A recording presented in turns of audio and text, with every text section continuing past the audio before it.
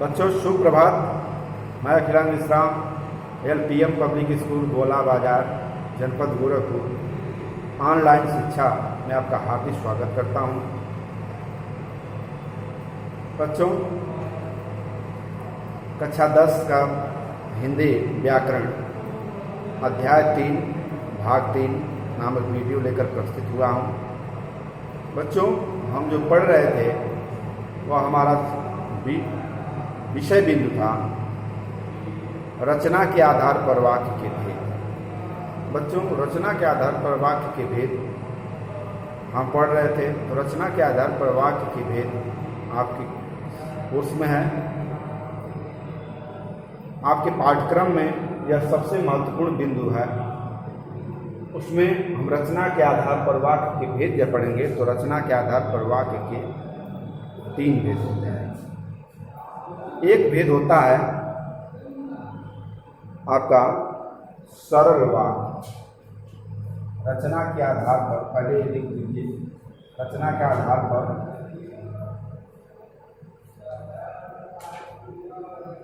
तीन होता है। पहला हो गया सरल या साधारण वाक्य। सरल या साधारण वाक्य। सरल एवं या साधारण वाक्य के विषय में जब हम पढ़ते हैं तो बहुत चीज का हम ध्यान रखते हैं। पहली बात, सरल वाक्य में एक ही क्रिया होती है और जिन वाक्य में उद्देश्य एक ही उद्देश्य और एक ही विधेय हो उसे सरल वाक्य कहते हैं। जैसा है सरल वाक्य में आपको मिलेगा आगे चल करके जिसमें एक ही क्रिया होती है, इसमें सरल वाक्य में जिसमें एक ही क्रिया होती है अथवा इस वाक्य में एक ही उद्देश्य और विधेय होता है उसे हम सरल वाक्य कहते हैं। जैसे उदाहरण के रूप में यहाँ देख लीजिए, इसका एक उदाहरण दीजिए। उदाहरण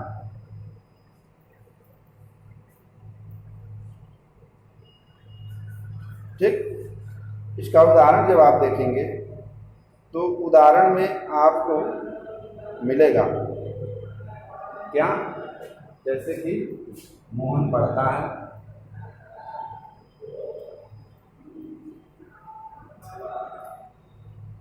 मोहन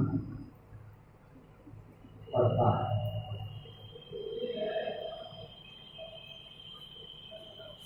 मोहन पढ़ता है, यहाँ उदाहरण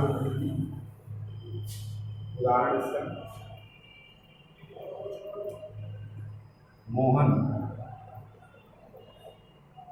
पढ़ता है। क्रिया कौन कर रहा है? मोहन। क्रिया का काम मोहन कर रहा है और इसलिए यहाँ एक ही उद्देश्य हुआ, एक ही विधेय हुआ, इसलिए सरल वाक्य। अब इसके अलावा दूसरा हम पढ़ते हैं संयुक्त वाक्य। सरल वाक्य में और भी थोड़ा सा समझ लीजिए। शिल्पी पत्र लिखती है, शिल्पी पत्र लिखती है, ठीक, यह सरल वाक्य हो गया। शिल्पी पत्र लिखती है, यह सरल वाक्य हो गया। ठीक, उसके बाद भी अब हम थोड़ा सा चलते हैं आगे। संयुक्त वाक्य।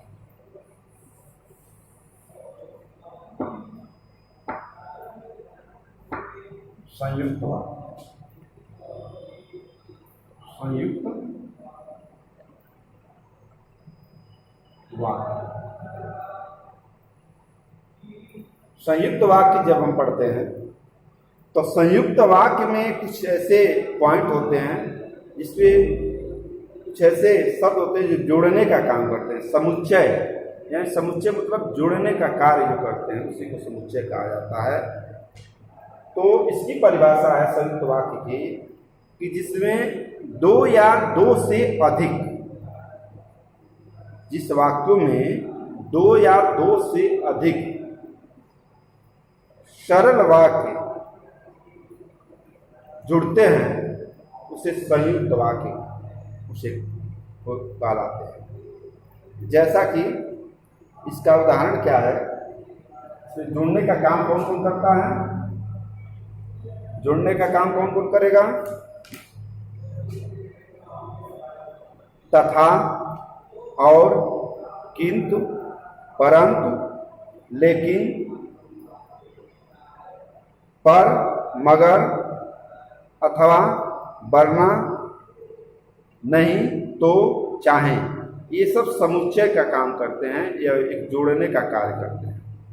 ठीक, तो दो सरल वाक्यों को जोड़ने का जो काम करता है उसको समुच्चय शब्द कहते हैं और वही संयुक्त वाक्य का निर्माण कराते हैं। जैसा कि उदाहरण लिख लीजिए, देख लीजिए। उदाहरण भी इसका है, आप थोड़ा सा ध्यान दीजिए।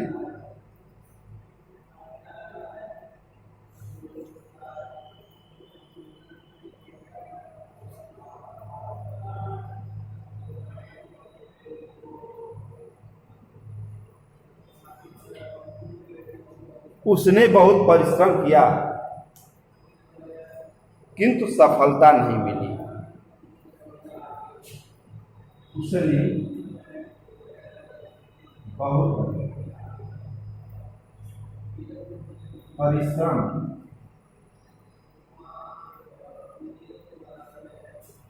उसने बहुत परिश्रम किया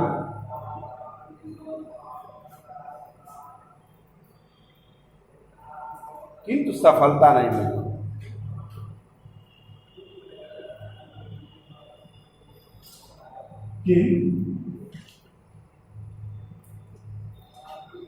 सफलता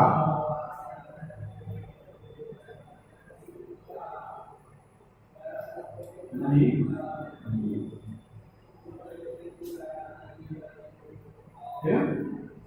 उसने बहुत परिश्रम किया किंतु सफलता नहीं मिली। एक ही वाक्य है, दो सरल वाक्यों को जोड़ करके बनाया गया है, लेकिन इस पे जो मेन चीज जो है कि यह समुच्चय का काम करता है। समुच्चय बोधक वाक्य है जो जोड़ने का काम किया है। ठीक, इसलिए इसे समुच्चय बोधक योजक यानी संयोजन का काम किया है, जोड़ने का काम किया है, इसीलिए संयुक्त वाक्य की रचना। देखिए दो सरल वाक्य, उसने बहुत परिश्रम किया, सफलता नहीं मिली, कि बीच में किंतु जो है यह जोड़ने का कार्य किया। ठीक बच्चों, तो इसमें क्या आता है संयुक्त वाक्य में? संयुक्त वाक्य में आपका जो जोड़ने का जो काम करता है वह होता है और। देखिए जैसे इसमें आता है और, किंतु, परंतु। ठीक, तथा, एवं, लेकिन, तथा, एवं, लेकिन, मगर, हाँ, बहुत से, हाँ, ये जोड़ने का काम जो करते हैं इसे संयुक्त वाक्य कहते हैं। इसमें दो सरल वाक्यों को मिला करके और ये शब्द जो है जोड़ने का कार्य करते हैं समुच्चय बोधक का, इसे संयुक्त वाक्य कहा जाता है। अब हम चलते हैं मिश्रित वाक्य।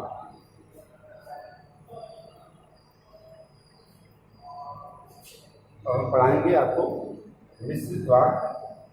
तो तो मिश्रित वाक्य जब पढ़ाएंगे तो इसको ध्यान दीजिए।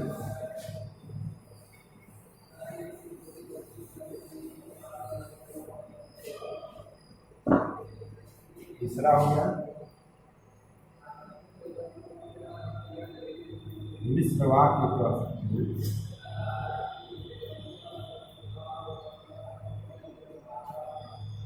मिश्र वाक्य कर दीजिए, मिश्रित वाक्य कर दीजिए, मिश्रित कर दीजिए, मिश्रित वाक्य। मिश्रित वाक्य का मतलब होता है कि यह वाक्य जो है सरल और संयुक्त,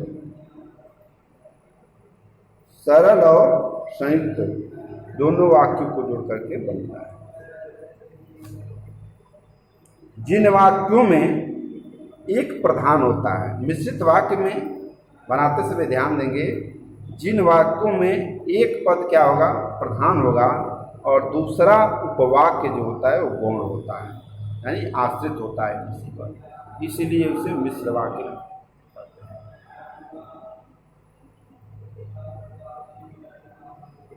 ठीक।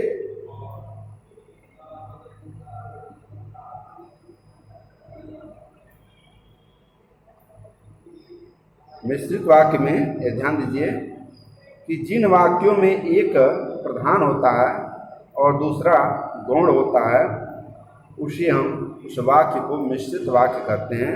और इसमें जो जुड़ेगा आपस में जोड़कर बनता है कि, जो, वह, जितना, उतना, जैसा, वैसा, जहाँ, वहाँ, जिधर, उधर, अगर, यद, तो, इस सब जितने शब्द गिनाए जा रहे हैं ये सब मिश्रित वाक्य को जोड़ने का काम करते हैं।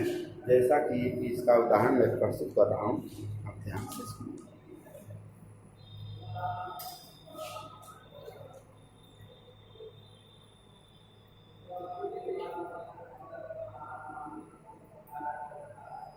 ठीक। मैं जानता हूं कि तुम्हारे अक्षर अच्छे नहीं बनते हैं, इसका उदाहरण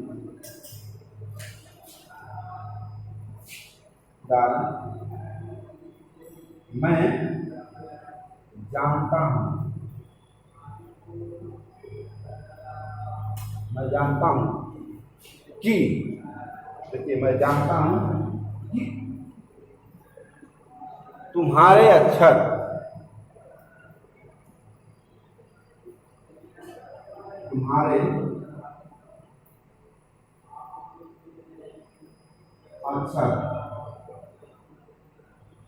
अच्छे नहीं बनते,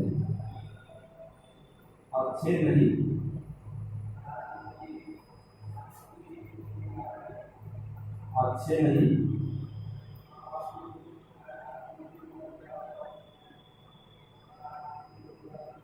बनते।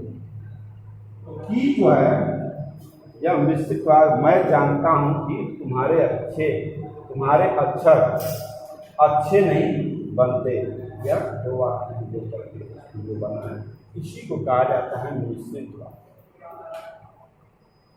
यानी इसमें यह मुख्य होता है, मैं जानता हूं कि तुम्हारे अक्षर अच्छे नहीं बनते, तो मैं जानता हूं एक वाक्य हो गया, तुम्हारे अक्षर अच्छे नहीं बनते दूसरा वाक्य है। इसको जो संयोजन जोड़ने की जो क्रिया है दो वाक्यों को, वह मिश्रित वाक्य में या मिश्र वाक्य में आप लोग। उसके बाद इसके बहुत सारे उदाहरण हैं, आगे चलकर क्या पढ़ेंगे कि मिश्र वाक्य में एक या एक से अधिक वाक्य को समुच्चय अव्यय से जोड़कर भी संयुक्त वाक्य बनाए जा सकते हैं। जैसा कि कभी कभी तो ऐसा होता है कि और का लोप भी हो सकता है इसमें, ठीक। इसलिए इसको बनाने के लिए हमें, शादी में आए हैं खाना तो खाएंगे ही, इसलिए का इसमें लोप हो जाता है। यहाँ पर इस बात का ध्यान रखने की जरूरत है कि इस वाक्य में समुच्चय अवयव के स्थान पर अल्प विराम अवश्य लगाया जाता है, यह ध्यान दीजिएगा। अल्प विराम, ठीक। तो मिश्र वाक्य के विषय में जो हम आपको पढ़ाएं उस पर कुछ आपके किताब में कुछ शब्द दिए हैं, उस शब्द को ध्यान दीजिएगा कि सरल एवं साधारण वाक्य तो वैसे ही रहता है, कई संयुक्त वाक्य में भी कुछ ऐसे शब्द हैं जिसको हम जोड़ करके ही लिखते जो समुच्चय का काम करता है। सरल वाक्य में ध्यान दीजिए कि सरल वाक्य में उद्देश्य, एक उद्देश्य होता है, एक विधेय होता है। संयुक्त वाक्य जो होता है, संयुक्त वाक्य में आपको बहुत से ऐसे शब्द हैं जो दो वाक्यों को जोड़ता है, दो या दो से अधिक वाक्यों को जोड़ता है। उसमें और, एवं, या, ठीक, इसलिए, अथवा, फिर भी, तो, फिर, परंतु, लेकिन, पर आदि से मिश्रित वाक्य। मिश्रित वाक्य में ध्यान दीजिएगा, कहता है कि इसमें मिश्रित वाक्य में क्या होता है कि जो, वह, जितना, उतना, जैसा, वैसा, ये शब्द जुड़ करके, ठीक बच्चों। तो आज इन 3 का मैं संक्षिप्त आपको बताया हूँ। इसका नोट्स जब बनेगा, आप पर PDF जब भेजूंगा तो उससे आप स्पष्ट हो जाइएगा। आप स्पष्ट हो जाएंगे कि सर क्या पढ़ाए थे और कैसे इसको समझ में, पढ़ने पर कैसे समझ में। ठीक बच्चों, इसलिए आप जहाँ तक मैं पढ़ा रहा हूँ वहाँ तक मन लगा करके पढ़िए। जो नहीं समझ में आ रहा है उसको अवश्य पूछिए, जो ऑनलाइन जब क्लास, वो जूम से जब क्लास चलती है। और कल से हम पढ़ाएंगे बच्चों सरल वाक्य की क्रिया एवं कुछ उसकी बातें। ठीक, तो जय हिंद, जय भारत। आप पढ़िए और मेहनत से पढ़िए, परिणाम को बेहतर ढंग से प्रस्तुत कीजिए। ठीक।